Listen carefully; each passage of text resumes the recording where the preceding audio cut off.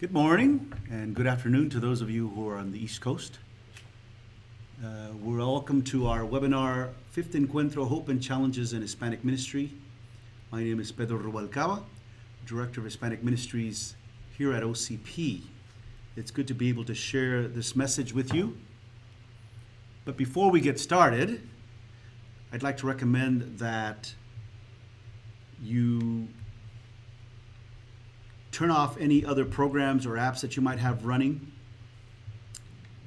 because this will help improve your viewing and also your sound quality. And it'll help the slides load quickly and help you listen better. And also, with regards to questions, you'll notice on your control panel, you will be able to submit questions. And if you have any questions during the presentation, please type them in the questions section of your control panel. And at the end of the presentation, we will answer as many questions as we can during the webinar. And we do appreciate questions. And as your teacher used to say when you were young, there's no question is a dumb question. All questions are good. So, that being said, again, I'm Pedro Rubalcava, Director of Hispanic Ministries, but I also serve as the co-chair of the Liturgy Committee for the National Fifth Encuentro Leadership Team.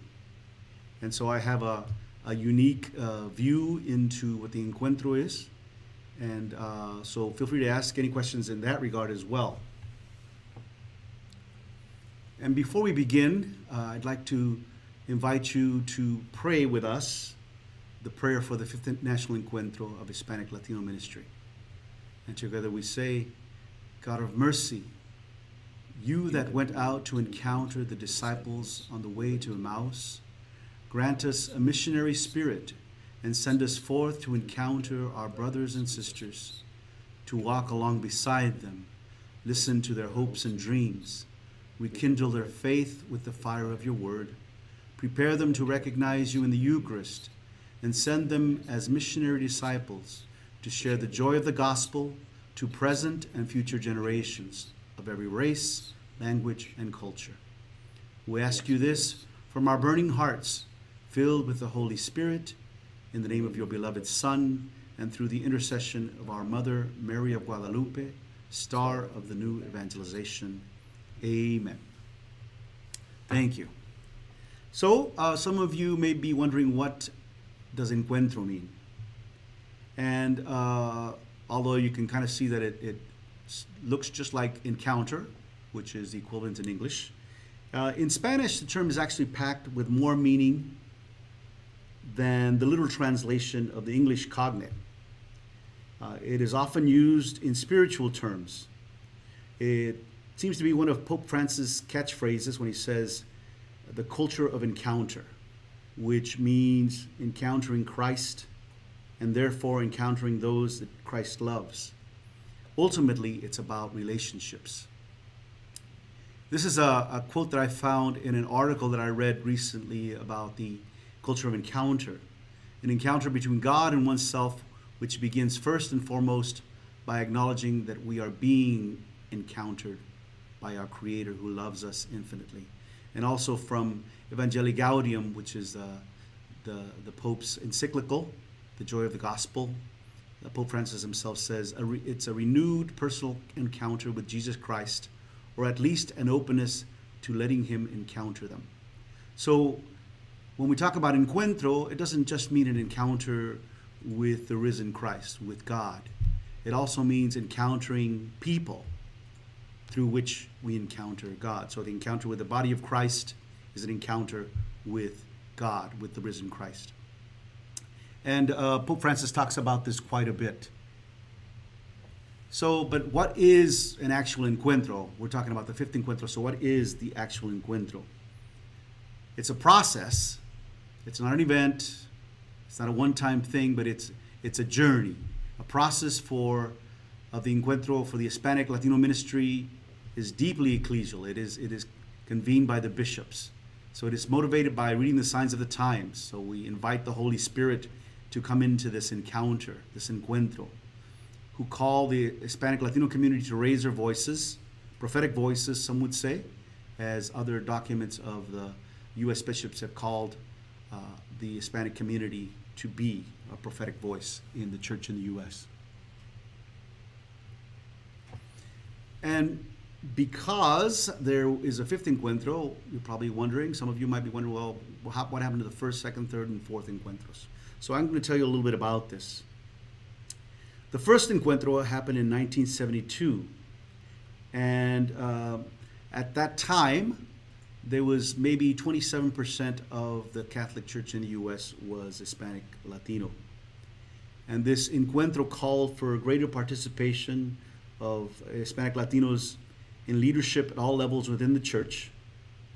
And shortly thereafter, after this encuentro happened, there was a national gathering in Washington, D.C., and maybe there was about 250 delegates at the time that came to this, and mainly priests, religious, and some lay leadership that attended this.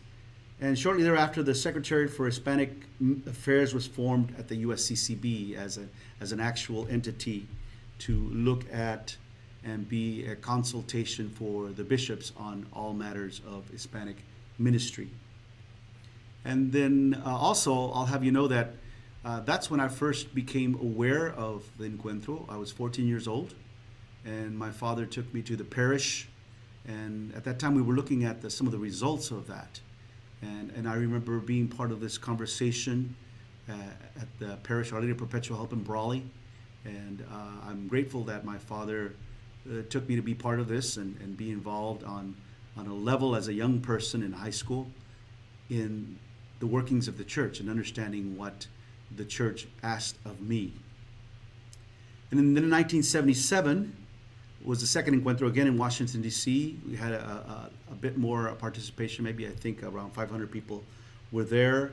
And within this second encuentro, there was an expressed desire for a more responsive, multicultural, spiritually alive, and united and creative church through a process of evangelization. So evangelization was a big buzzword at that time in 1977. And I also remember being part of this through the youth ministry at our parish, Our Lady of Perpetual Help, again in Brawley, California. And the way that we interacted here was going to a retreat at Carmelo Retreat House in San Bernardino, California. At that time, it was also part of the Diocese of San Diego.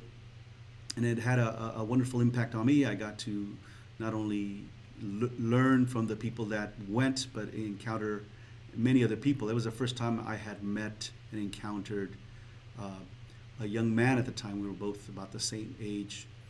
And some of you will remember him from Pope John Paul II, his visit, and Tony Melendez, who he plays guitar with his feet, and a wonderful gift to the church. Then in 1985, the third encuentro process began, actually in 1983, which was a 2-year process of consultation at the parish level, going to the diocese level, going to the regional level.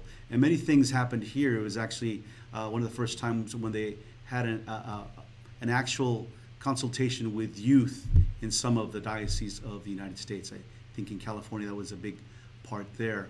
I also was part of this third encuentro. At the time I was in the seminary in 1983, and a lot of the Latino seminarians were invited to California, to St. John's Seminary in Camarillo, to be part of this process of consultation for the encuentro. And there was more than 500,000 people that were actually involved in the consultation process beginning in 1983 all the way to the national gathering in 1985. And then shortly thereafter, in 1988, the bishops published the National Pastoral Plan for Hispanic Ministry, and a model of church that is evangelizing, communal, and missionary. And then we have here Encuentro 2000, which was not actually a consultative process per se, but it was a time at the new millennium there to gather for the Hispanic community in the U.S. through the bishops to gather and invite the various cultural families that were in the U.S. And the gathering happened in Los Angeles, and it was a wonderful expression of the diversity and multicultural church. And out of that came, shortly thereafter, a document called Encuentro and Mission. And wonderful, through this document, to reaffirm the Hispanic National Pastoral Plan that came out in 1988, but also to look at how we are all connected as one church. And then, so those were the 4 encuentros, and we have here just on the timeline as well another encuentro that was in 2006. It was the first encuentro for Hispanic youth and young adults in the U.S. And again, I was able to be part of the process, helping to guide some of the young people in the Portland and the Northwest region. And then was also blessed to be part of the national gathering in Notre Dame in 2006, which leads us all then to the process that we're talking about now, the 5th Encuentro. And again, I'd like to remind you that if you have any questions throughout, feel free to jot them in anytime. We'll deal with them when we get to the end, and we'll leave some time for those. So, but what is specifically the 5th Encuentro, which we're embarking on now? So as you can see by the slide, it is a 4-year process of reflection. Ecclesial reflection is the church reflecting, the church acting, that invites all Catholics in the U.S., not just Hispanics, although it's convened, it's meant to really involve the Hispanic Latino community in the U.S. It really involves everyone into intense missionary activity, consultation, leadership development, and identification of best ministerial practices in the spirit of the new evangelization. We'll be talking throughout about this new evangelization, which has been big with Pope John Paul II, but I'll actually start with Paul VI. I was just thinking the other day too, just an aside, that I have lived through 6 popes. I probably think I'm old. The other day, someone reminded me, I said 5, but it's 6 because I forgot Pope John Paul I. So I was born in Pope John Paul XXIII. The 23rd? Yes. He was alive. My Bible has in the front of it a picture of Paul VI. And of course, we know about the other popes that we are living through with right now. And Pope Francis especially is big on the new evangelization. So as I said earlier, the 5th Encuentro is convened by the U.S. bishops. The consultation process begins at the grassroots level. So it begins at the parish level and calls for the development of resources, initiatives to better serve the fast-growing Hispanic population in dioceses, parishes, ecclesial movements, and other Catholic organizations and institutions. Earlier, I mentioned that in 1972, there was about 27% of the Catholic population in the U.S. was Hispanic, and now we're about 40% of the U.S. church, which is a significant number, and the growth has been incredible due to not only immigration, but the largest number of Latinos in the U.S. now are U.S. born. So why do we need a 5th Encuentro?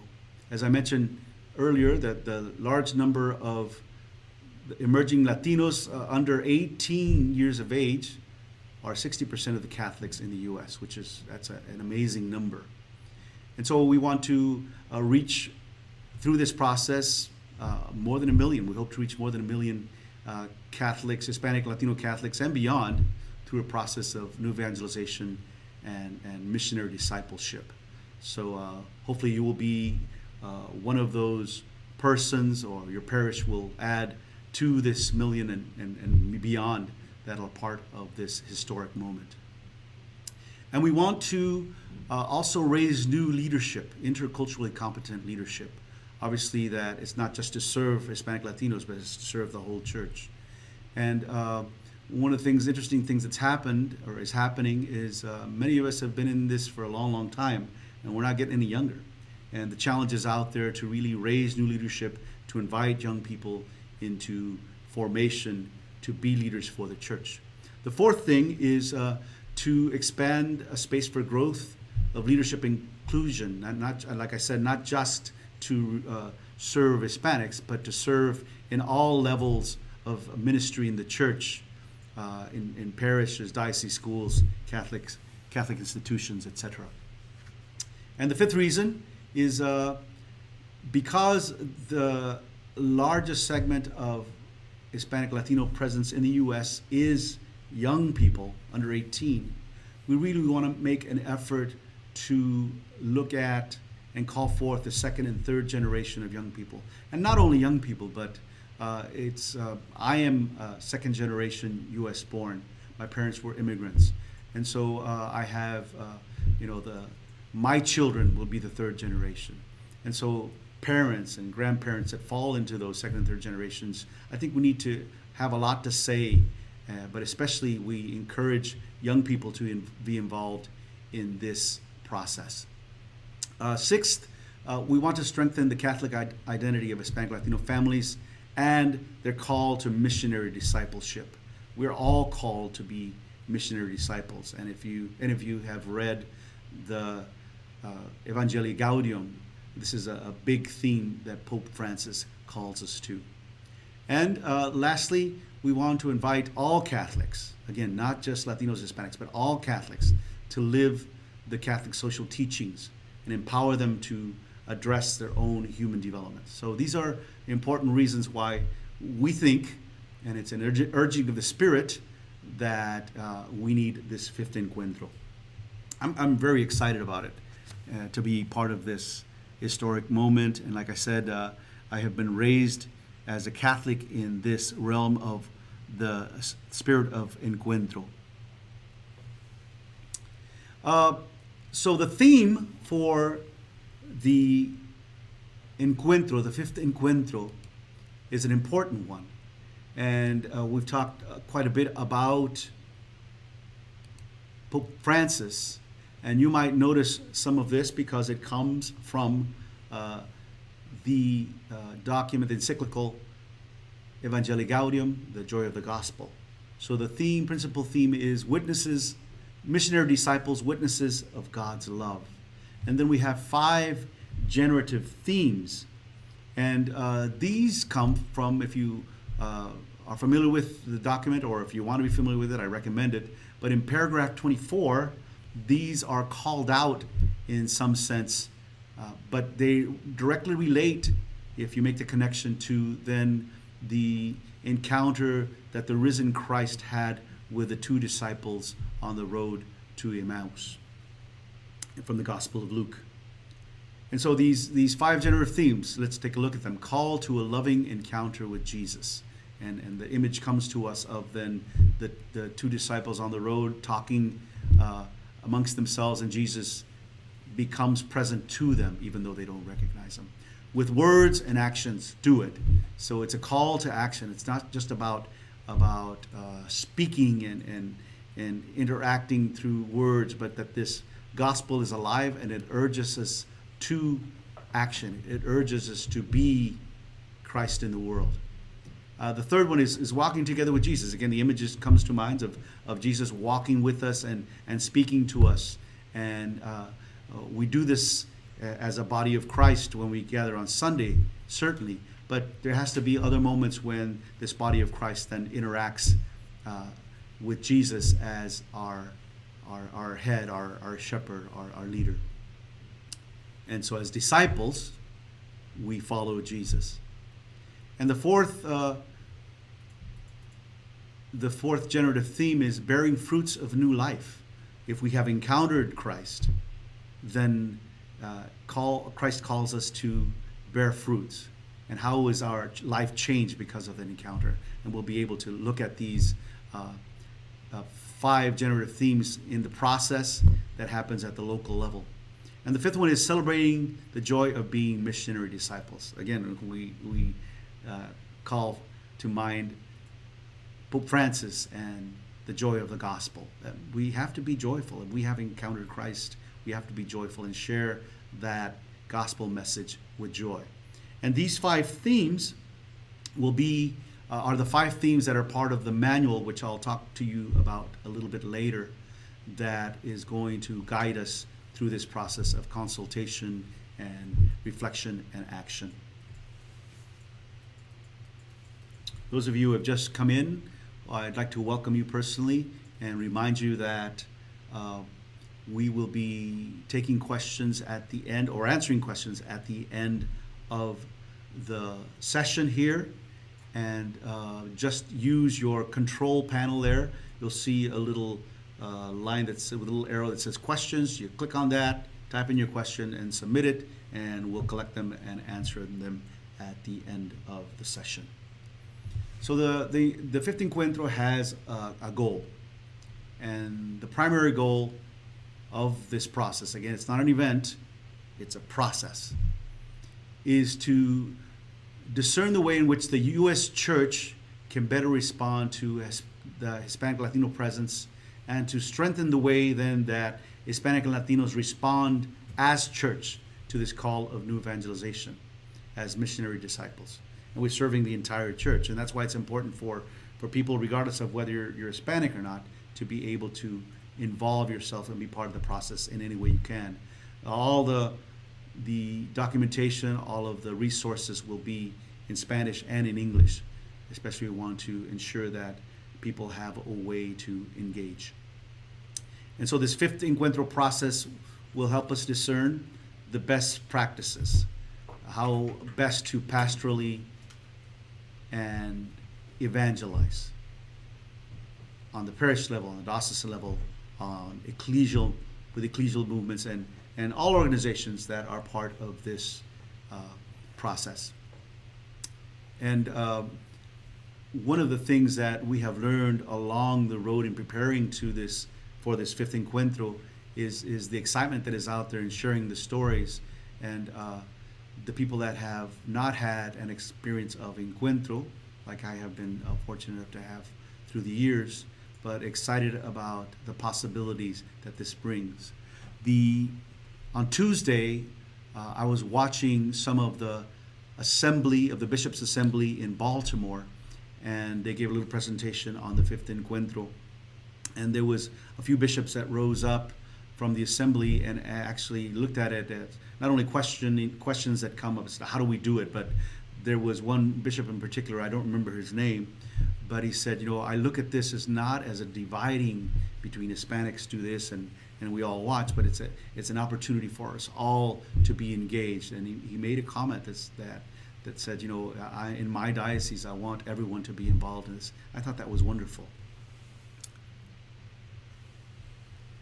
And so we're going to, the objectives are also many. There's also 5 of them, but related to, you might think to the 5 that I already voiced, but it's a call to all Catholics to become authentic, joyful missionary disciples and give witness to God's love. It's something that the whole world needs.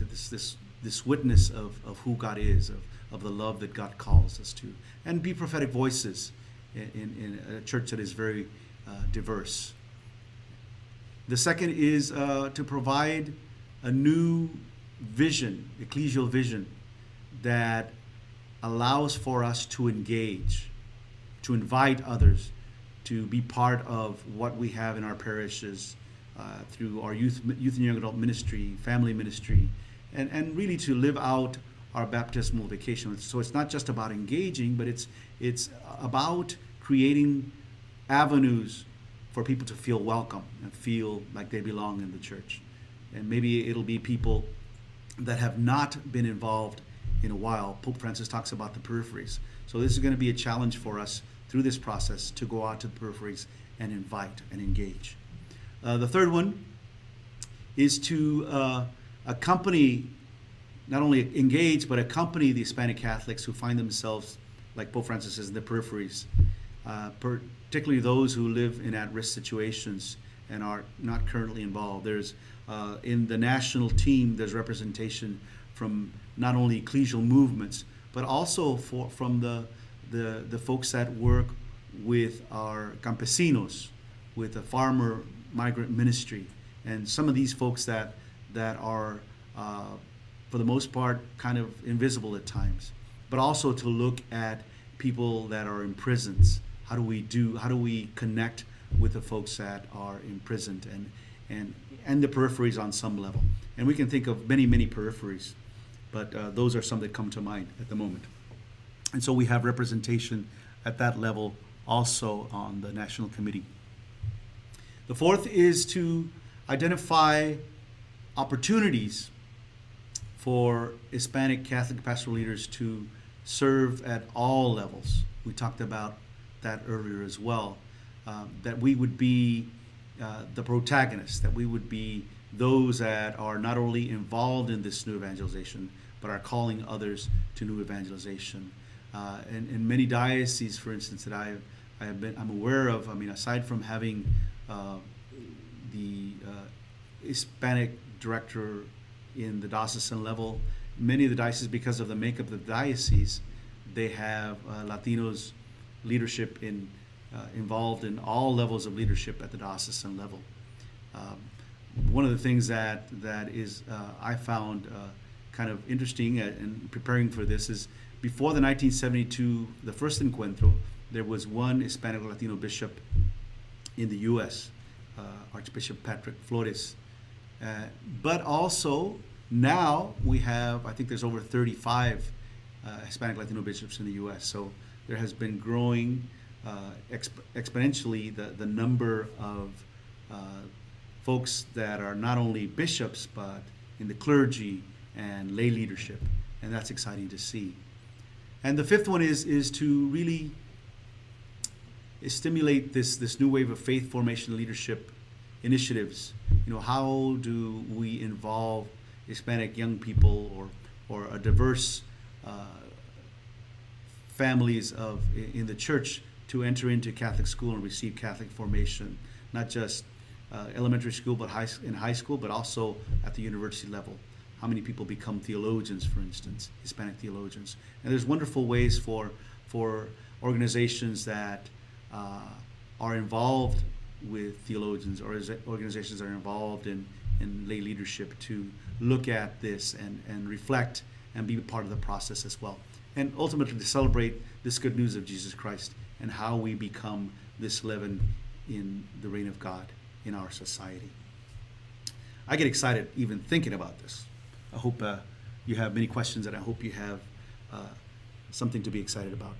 The other thing too is that it's not done in a vacuum. It's a big part of who we are is as Christians is we have to be people of prayer. And so we have this mystica, we have this spirituality that is important for us to recognize. And so we have the spirituality of missionary disciples. And here we have the image of Jesus walking along the road with the two disciples on the way to Emmaus, and to be able to encounter that risen Christ in our life and be people of prayer and be people of hope, that in our daily lives we express this faith in a unique way. And so Pope Francis calls us to bring joy and hope to the periphery. The fifth Encuentro process will reach out to those who live in isolation, in sorrow, and in poverty, and to those who find themselves wounded along the way and need the merciful and tender embrace of Christ. From there, one will be able to discern the Church's best pastoral and evangelizing response to parishes, to dioceses, ecclesial movements at all levels, and from the local parish all the way to the national level. On this joyful journey, there will be a preferential option for Hispanic Latino youth and young adults, families, and those who are on the periphery. Those have been identified as places that we want to look at and have conversations about in particular. And so I've talked to you about the process, And the process is important. It's rooted in la base, the base communities, the parish. What happens at the parish is very, very important. So this is where the conversations begin. And we look for feedback. We look for reflection that begins. It'll begin in January through June. We have a process that begins at the parishes, at schools, at the movements, universities, prisons, with migrant camps. At that level, we have that reflection and consultation. And as you see by this little diagram, then it goes to the diocesan level. We collect all this information, and then we have a diocesan encuentro. And from there, then we go to the 14 Episcopal regions, where we have regional encuentros. And culminates as far as the event and process goes at the national level in September of 2018. But it doesn't end there, as you'll see in a bit. And so we're going to talk about, well, who are the participants? And we are hoping to involve over 175 dioceses. Currently, we've actually got, I heard the other day, 140 folks, 140 dioceses that are actually currently involved in forming teams and gathering folks to begin this process at the parish and diocesan level. So there'll be folks at all levels, as I mentioned to you, and it's up to us who are pastoral agents at the parish in particular to, if we don't know anything about it yet, to contact your diocesan leadership.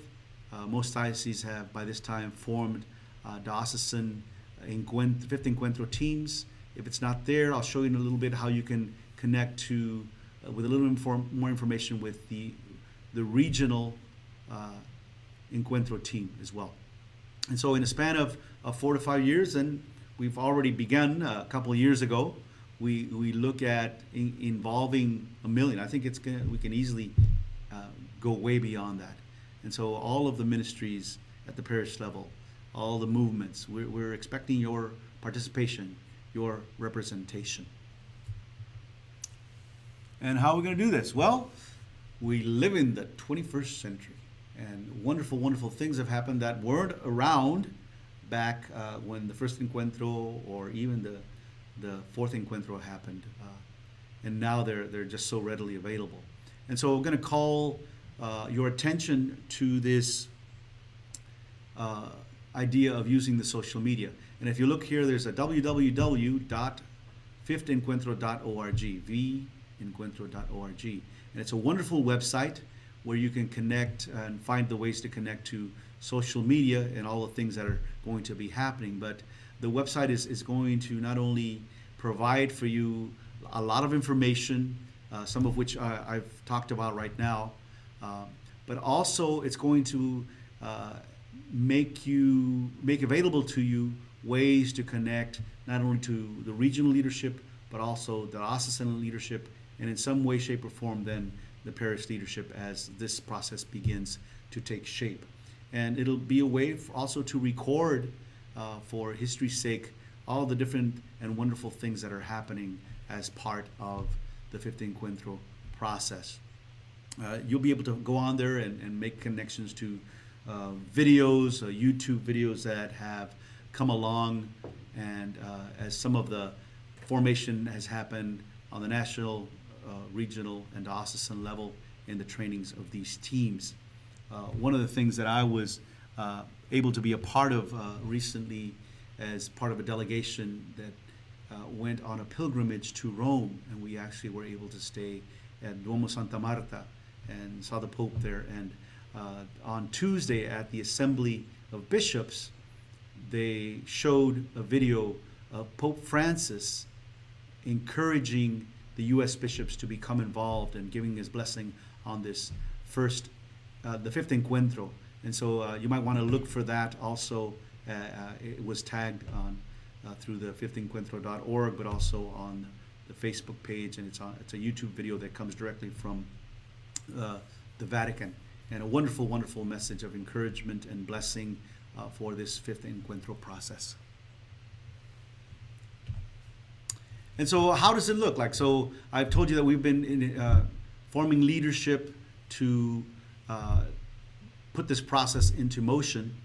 And so in 2014, we began with meetings. I happened to be at one of the first meetings where the question was raised by Bishop Arturo Cepeda, who is in the Archdiocese of Detroit, and several of us were there on the national leadership level, and we're invited to be part of this and accompany this and discern our involvement in this.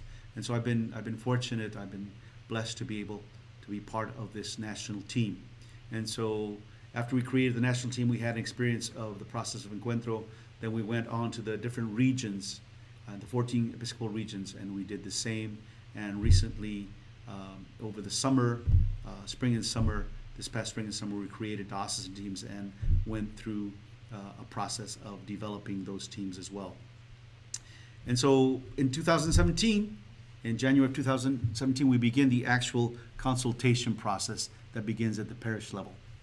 And you'll see it goes from the parish, oops, I misspelled something, the diocese, the region, and then culminates in the National Encuentro in 2018. And after that, then we'll have gatherings to really look at what we all talked about, what rises to the surface in terms of best practices, in terms of something that we need to look at to better the way that we engage in ministry in the church. And so this is a different way of looking at that. You'll see that in August through November 2016, which we're at right now, they're forming and training parish and ministry teams in the diocese. And each diocese, if you're not aware of what's going on in your diocese, I encourage you to look at some of the leadership. Diocesan Director of Hispanic Ministry is a great place to begin at your diocese or archdiocese, or again visit the website www.vencuentro.org. And January to June we'll begin the parish process and the lay movement process. In 2017, in September through November, oops, that should be okay. Yeah, okay, I'm confused now. 2017 is next year. And we'll have diocesan encuentros and then leading then in the spring of 2018 into the regional encuentros. There will be 14 of those. And finally culminates with this celebration in the process on September 20th through 23rd with the 5th National Encuentro. And I'll have to, one of the things that's important to note is that the diocesan encuentro is all delegates from the parish, the regional encuentro, delegates from the diocese, and the national encuentro will be delegates as well. And as you see, some of the things that'll happen after that as well. Oops, did I do something wrong? Oh no, here it is. So I was telling you about the website. So you'll notice that we have here these, you can go on these different ones. This isn't live, but look at that. We have different places where you can click on and find out more and more information. I recommend that you go to those as well. And as we're nearing the end of our conversation, I hope it's been helpful. And again, if you have questions, please feel free to write them down and submit them, and we will share with you our answers. One of the things that has happened as a result of being a part of the national team is OCP has committed to sponsor and is indeed a primary sponsor of the 5th Encuentro process. And one of the ways that we are accompanying this process is by calling forth people from throughout the country, composers, to develop songs to accompany this process.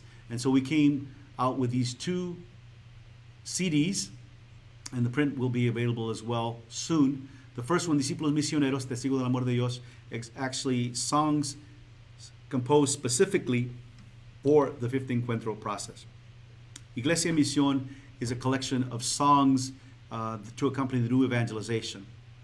And you can use these songs throughout the guide to help support the prayer, help support the process as well. Wonderful composers, among them Jaime Cortés, among them Ivan Diaz, among them Silvio Cuellar, and others you'll see on this. But I happen to be one of the lucky ones that, together with Alejandro Aguilera Titus and Hofsman Espino, created this song that encapsulates the whole of the theme of the Fifth Encuentro. And this is a completely bilingual song. I'll sing a part of the English version for you right now, a bilingual version, just so you get a sense of what it is. It's called Iglesia en Salida, Church on a Mission. Somos iglesia en salida, discípulos en misión, dando frutos de nueva vida por la evangelización. We are the church on a mission, who witness to the love of God, announcing with joy this vision, proclaimed through our deeds and words. It is God who comes to meet us through the teacher Jesus Christ, who then calls on us to follow on the path led by the light. We are many and diverse, each with stories and with memories, as we go forth to encounter and create a living history. Somos iglesia en salida, discípulos en misión, dando frutos de nueva vida por la evangelización. We are the church on a mission, who witness to the love of God, announcing with joy this vision, proclaimed through our deeds and words. So there's a taste of that. I hope that you'll consider listening. You can go to our website, type in Fifth Encuentro or Encuentro, and you should get to this particular song or particular collections, and to be able to listen to the music and purchase it and prepare for your Encuentro at diocesan, at the parish level and then diocesan, etc. The other one is we talk about the spirituality of the Fifth Encuentro. This is actually a song that I wrote some time back, but as we began the process, this became part of our prayer and part of the way that we look at how Jesus, in the example of the encountering the disciples on the road to Emmaus. Ardía nuestro corazón al escuchar tu voz. Ardía nuestro corazón al escuchar tu voz. Ardía nuestro corazón al escuchar tu voz. Ardía nuestro corazón al escuchar tu voz.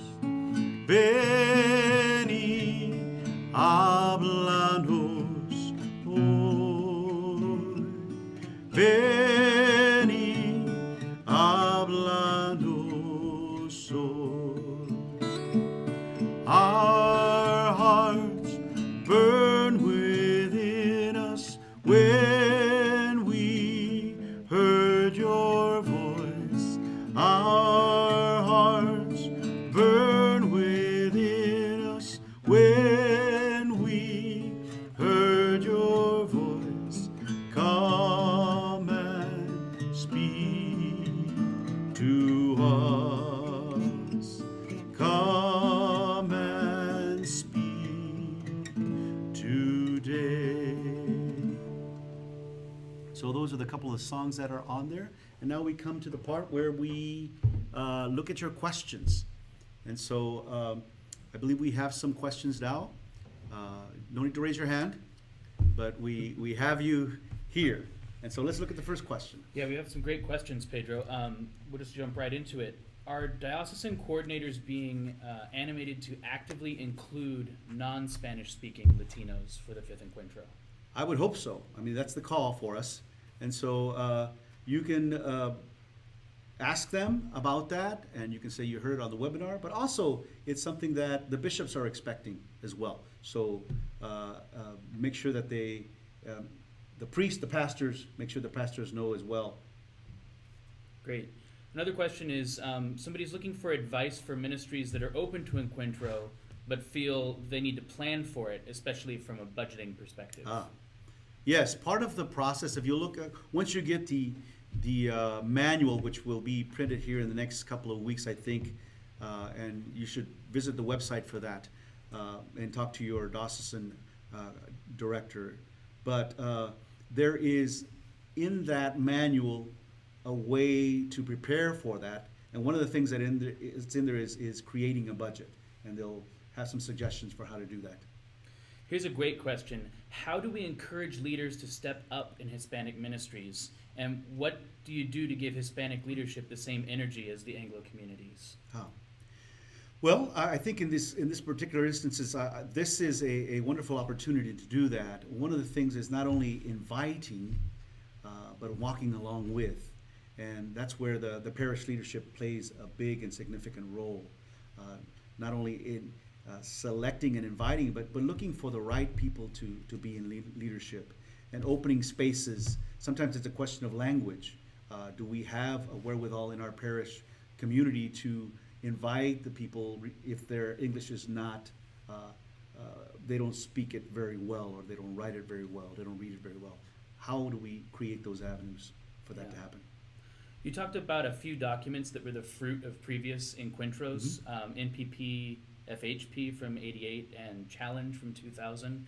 How can people get a copy of this, especially for people like at the ground level of this effort? Right, through the USCCB publishers, although I went on that website, it's currently under construction, so we'll have to find a better way of doing that. But if you go to the USCCB website and look for Secretariat on Cultural Diversity in the Church, and you'll be able to see publications on there, and there's a compilation of these documents all in one book right now. I highly recommend it to look at the historical context, but also the rich information that's there. And we have a question about people focusing on the U.S.-born Catholics. How does Encuentro deal with culturally blended families and multicultural families? What's the strategies there? Well, one of the hopes that we have, obviously, it puts a lot of pressure, not pressure, but responsibility on the local parish to engage them. The information is in English, the information is in Spanish. And so we have to look and I think it's going to be different in every parish, but the way that not only Hispanic leadership, but the pastoral leadership at the parish invites and engages and makes creates opportunities for this to happen. It just doesn't happen on its own. How should dioceses market this to non-Hispanics and parishes without Hispanic communities to assure them that it's for everyone? I'm going to give you an example of what's happening in one parish in particular, one diocese, archdiocese in particular. In the Archdiocese of San Antonio, Texas, Archbishop Gustavo there has created an office to look at specifically the Fifth Encuentro, and they're inviting the whole of the Archdiocese to enter into this process. So maybe what you could do is to call the folks there at the Archdiocese of San Antonio and say, how are you doing it? And no need to reinvent the wheel. There's people that are actually doing it, and I think are doing a good job at it. Are there initiatives within the Fifth Encuentro process to support primary and secondary education? Not so much specific initiatives, but certainly there are, that should be part of the conversation. There's a lot of information and documentation, studies that are borne out there. On the actual national committee, we have Father Joe Corpora from Notre Dame, who is very much involved in how do we look at attracting young people to secondary and elementary schools. And so there's a whole contingent of folks that are tackling with that question. However, again, I go back to what's going on at the parish level. How do we look at those conversations happening at parishes that have schools, at dioceses that have schools? Right.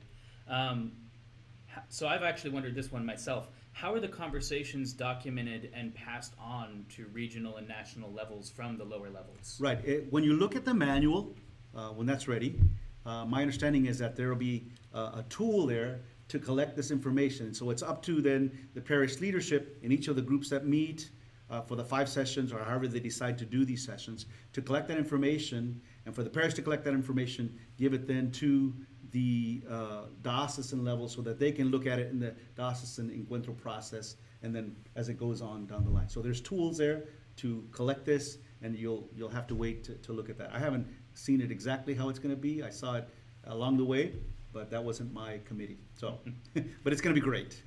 Here's a question about participation by religious communities, for example, the Franciscans. How is Encuentro reaching out to these communities to be participating in it? That's a good question. I would hope that the communities, religious communities themselves, as soon as they become aware of this, look to the National Encuentro Committee, the ENAVE, and make connections that way so that they're able to get the information, the process information, the manual, to begin to look at it in their religious orders. We do have in our national committee, there are members of religious orders, and perhaps it's a good way to send that question to the national committee for specifics on that. Here's an interesting question. Do other bishops' conferences have a national Encuentro process in their own countries? You know, it is something that has that we actually borrowed from Latin America. So in Latin America, it is not uncommon to have encuentros. The word encuentro is kind of a loaded word sometimes because we use it in Latino community to refer to a retreat that's at a parish, or encuentro that's maybe it's a musicians gathering. It's an encuentro. So we can use it loosely, but the process itself, the consultative process, it actually comes from Latin America. Great. So this is a great question, very encouraging. We're just starting a Hispanic ministry. Any advice for us in light of the Encuentro process? I think it's a perfect opportunity for people to become involved, not only to meet people, to encounter people, but also to look at the questions that come up and look at the situations, because part of the process calls us to look at the reality, ver, juzgar, actuar. So see in the light of the gospel, and judge in the light of the gospel, and act, create an action plan to actually look at those realities. It's going to be a wonderful opportunity for you. I recommend it. Great. I know we have a lot of really great questions out there. We're running near the end of our question capacity at the moment. This last one here kind of leads into our next slide. Do you have this information in Spanish? Yes, as a matter of fact, not only in the website you can find it in Spanish, but this afternoon at 4 o'clock Pacific Standard Time, we will have the same webinar. So les invitamos, invite your leadership or people at your parish to come look at this again or listen to it again in Spanish this afternoon. We got one more question that squeaked through. How do I find my diocesan Encuentro leader? That's probably a pretty important one. Yes, so there should be in the diocese, and like I say, 140 of them have reported back last I heard. So I would start with the Diocesan Hispanic Ministry. If not there, look for the Diocesan Vicar. If not there, go to the website, the Fifth Encuentro website, and click on one that say, I'm trying to remember what it says, sponsorship or something like that. About us, Encuentro, or resources, and one of those, and you'll dig down and it'll say regional encuentros, and as you look at those, you look for your region, and in your region, if they're all populated now, you'll find who the regional leader is, and if there's not a diocesan leader, go to the regional leader and ask them. That's great. We know we have a lot of really great questions, and we can't get to all of them, but we do want to let you know that our product specialist team is looking at your questions and will be responding to you if you didn't get your question asked during the webinar. Yes, so we want to thank you for being with us. So for more information, as Jethro was saying, these are the numbers to contact. You can go back and look at the slides. This will be posted as well, the webinar. And we will respond to the questions that we didn't get to. So those will go out possibly by email or something like that. We'll compile all of them so you'll be able to look at all the questions that were sent to us and the answers as well. Feel free to go call our product specialist, as we say. Any questions that surfaced that were not answered, or maybe you didn't have a chance to put in there, please do that. We thank you again, and when you close out of the survey, when you close out of the program, then you'll be prompted to a survey, and we encourage you to complete the survey, and as we say here, we'll give you a special offer. And thank you again. God bless you.